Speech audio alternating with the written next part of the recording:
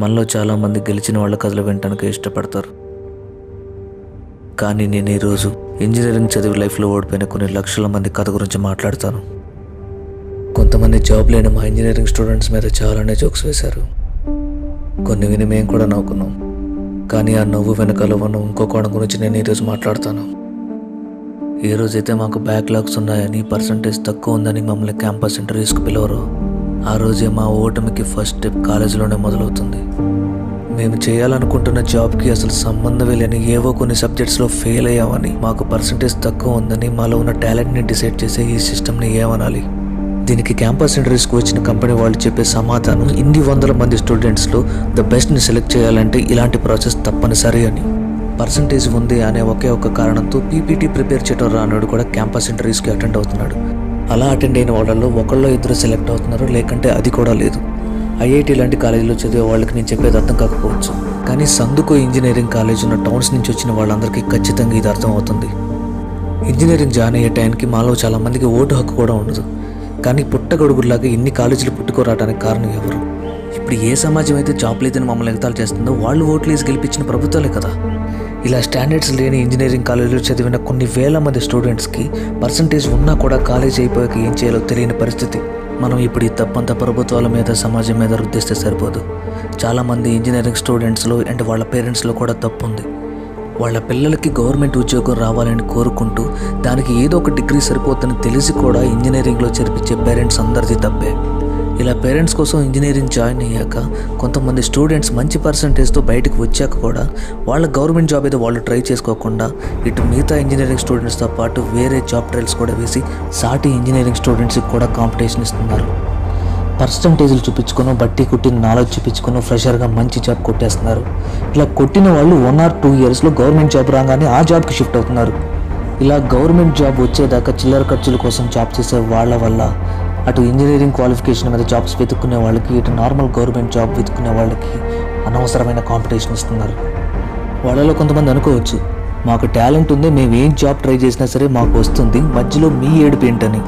అసలు అవకాశం అనేది వస్తేనే కదా మాలో ఉన్న టాలెంట్ చూపించేది. ఉన్న తక్కువ పర్సంటేజ్తో ఎలాగోలో ఏదో ఒక చిన్న కంపెనీలో తక్కువ జీతానికి జాయిన్ అయ్యి తర్వాత మంచి కంపెనీకి షిఫ్ట్ అయ్యాక మాకు తెలుస్తుంది. ఇలా బట్టి కుట్టి తెచ్చుకున్న పర్సంటేజ్తో జాబులు తెచ్చుకున్న వాళ్ళంతా ఏదో ఒకరోజు వర్క్ తెలియక డౌట్స్ కోసం మా దగ్గరికే వస్తారని. అలాంటప్పుడు అనిపిస్తుంది, కేవలం పర్సంటేజ్ని బేస్ చేసుకుని అవతలవాడి టాలెంట్ని డిసైడ్ చేసేవాడు ఎదవతో సమానం అని.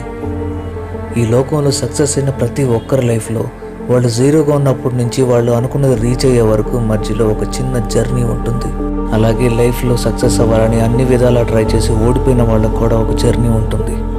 అసలు లైఫ్లో పోరాటమే చేయని వాడికి సక్సెస్ అయిన వాడి జర్నీ గురించి మాట్లాడే అర్హతే లేదు. అలాగే లైఫ్లో పెద్ద కష్టపడకుండా కేవలం తాత ముత్తాతలు, అమ్మా నాన్నలు సంపాదించిన డబ్బుతో సెటిల్ అయిన వాడికి కూడా లైఫ్లో నిజంగా పోరాడి ఓడిపోయిన వాడి జర్నీ గురించి మాట్లాడే అర్హత లేదు.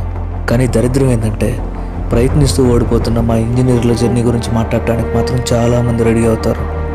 మా ఇంజనీర్లలో ఉండే గొప్పతనం ఏంటంటే, కష్టపడి పైకి వచ్చిన వాడి మాట వింటాం, కష్టపడి ఓడిపోయిన వాడి మాట వింటాం. కానీ అమ్మా బాబాల బ్యాక్గ్రౌండ్ వల్ల, అత్తమామలు ఇచ్చే కట్నం వల్ల సెటిల్ అయిన వాడి మాటలో అస్సలు వినం.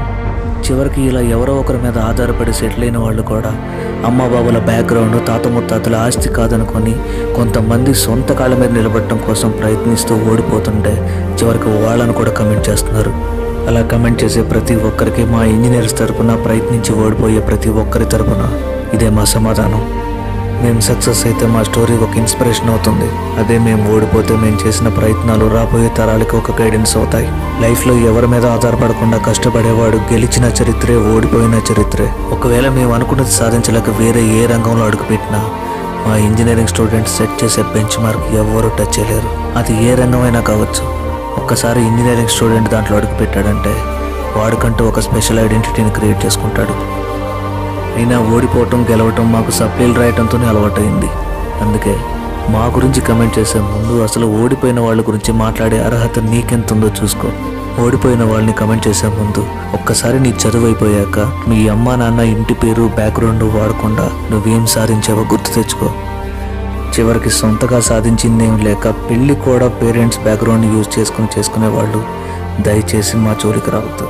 ఎందుకంటే తమరు సాధించింది కాకుండా తమరి బ్యాక్గ్రౌండ్ చూసి వచ్చే పెళ్లి సంబంధాల్లో కొంతమంది ఖచ్చితంగా మా ఓడిపోయిన ఇంజనీర్స్ ఎక్స్ గర్ల్ ఫ్రెండ్స్ అయి ఉంటారు. అలాగే చాలామంది మా ఇంజనీర్స్ లైఫ్లో ఓడిపోవటం అనే కాన్సెప్టే ఉండదు. అనుకుంది సాధించే వరకు పోరాడటమే.